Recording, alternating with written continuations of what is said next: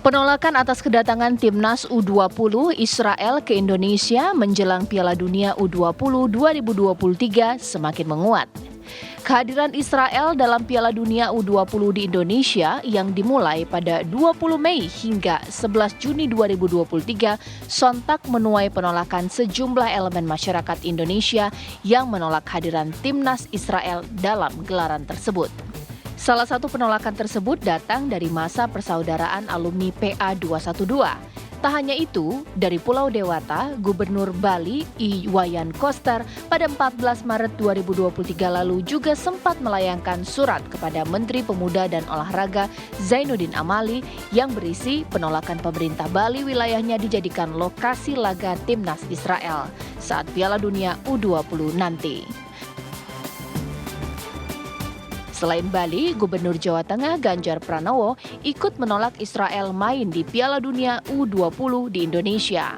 Ganjar beralasan sikap itu adalah perwujudan komitmen bersama dalam upaya kemerdekaan Palestina sesuai amanat Presiden pertama Indonesia, Soekarno.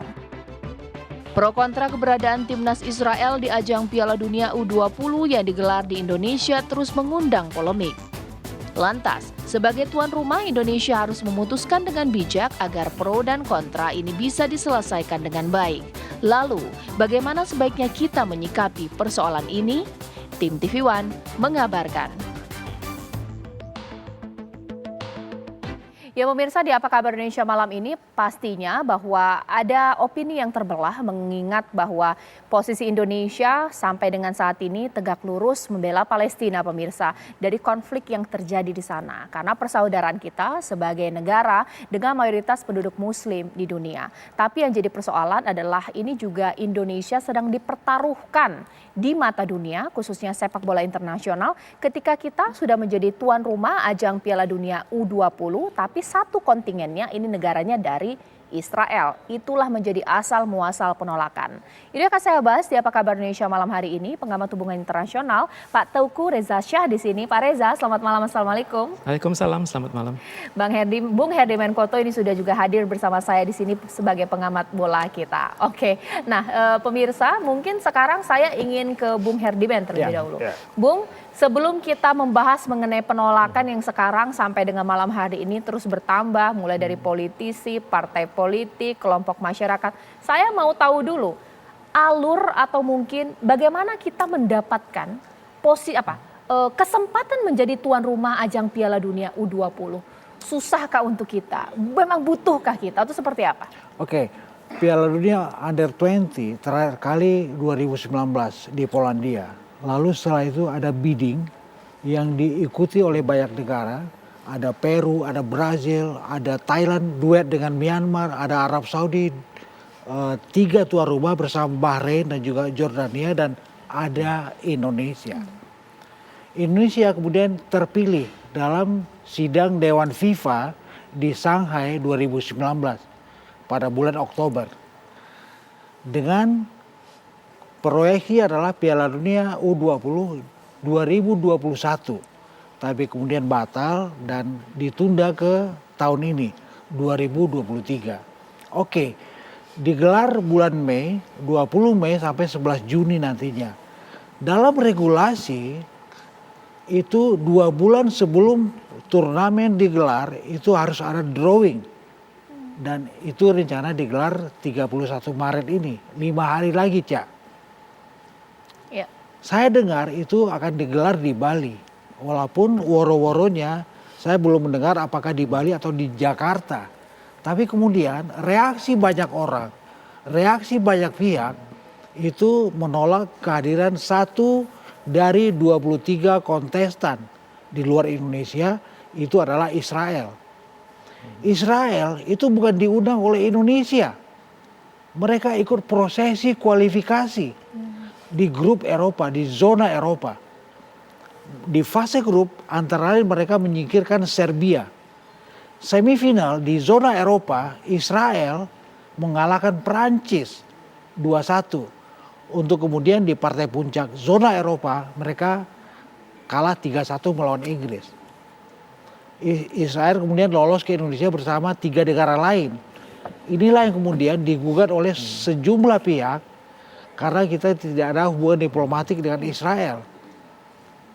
Ya. Yang menarik sekarang ya, bahwa drawing diundur itu belum ada statement secara resmi dari federasi kita. Belum ada statement secara resmi dari FIFA. Dan juga tentu pemerintah Indonesia.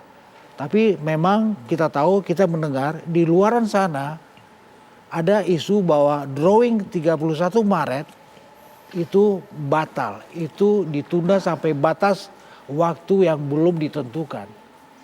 Yang menarik memang, sebutlah Wikipedia menjelaskan status tuan rumah Indonesia itu cancel. Waduh. Cancel. Meskipun Wikipedia bisa diedit ya. Meskipun Wikipedia bisa diedit gitu loh. Tapi memang itu sudah menjadi isu sentral saat ini. Begitu, Cak. Baik. Sekarang kita akan melihat di sini bahwa ada ranah yang berbeda dari gelaran sepak bola, yakni adalah ranah politik internasional. Betul kata Bung Herdimen bahwa ketika ajang sepak bola terkait mengenai status diplomatik sebuah negara. Sebenarnya hari ini pernah terjadi sebelumnya tidak sih? Atau mungkin tepat nggak sih yang dilakukan penolakan yang terjadi di Indonesia saat ini, Pak Reza? Ini pertanyaan yang sangat sulit ya.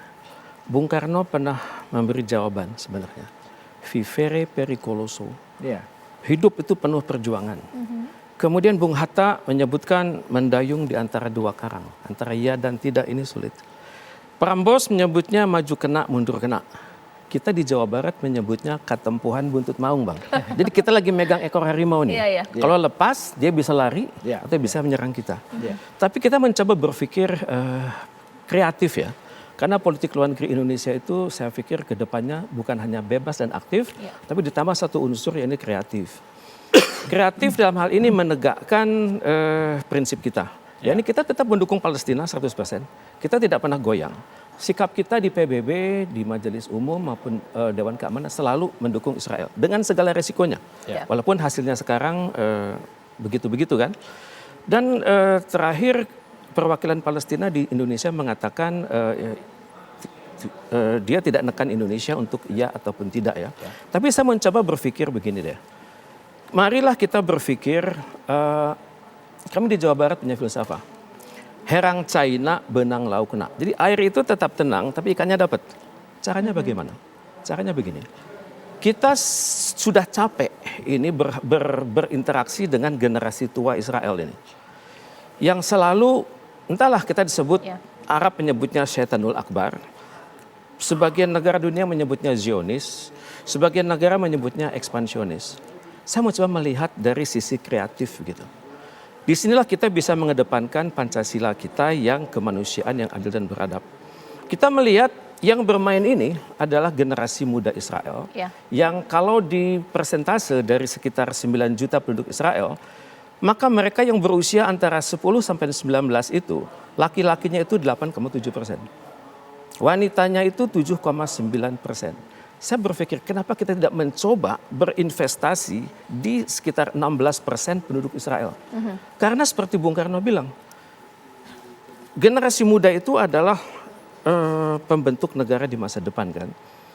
Bung Karno pernah bilang, beri aku 1000 orang tua kan, maksimal aku hanya bisa geser Semeru dari akarnya kan. Tapi kalau aku dapat 10 anak muda, aku bisa goncangkan dunia. Kenapa kita tidak berinvestasi dari sekitar 15% penduduk Israel ini yang akan menjadi pemimpin masa depan? Mereka melihat bahwa di dunia ini ada negara yang tidak berhubungan baik dengan Israel, tapi generasi mudanya dan juga pemimpinnya menaruh hormat pada generasi muda Israel yang sayang generasi muda yang masa depan Israel. Kita berinvestasi di sekitar 15% penduduk Israel ini. Dan untuk itu ya opsinya ya atau tidak di Indonesia kan. Itu memang ada dua skenario ini. Mungkin nanti saat lagi saya akan tanya kepada Bung Herdimen sebenarnya konsekuensi menjadi tuan rumah ini seperti apa? Nanti boleh dijelaskan secara statuta ya. Bolehkah tidak mungkin kita menolak kedatangan satu kontingen atau juga satu negara, mungkin pertandingannya untuk negara tersebut di luar negeri bukan di Indonesia, atau iya atau tidak sama sekali? Sesaat lagi di Apa Kabar Indonesia Malam.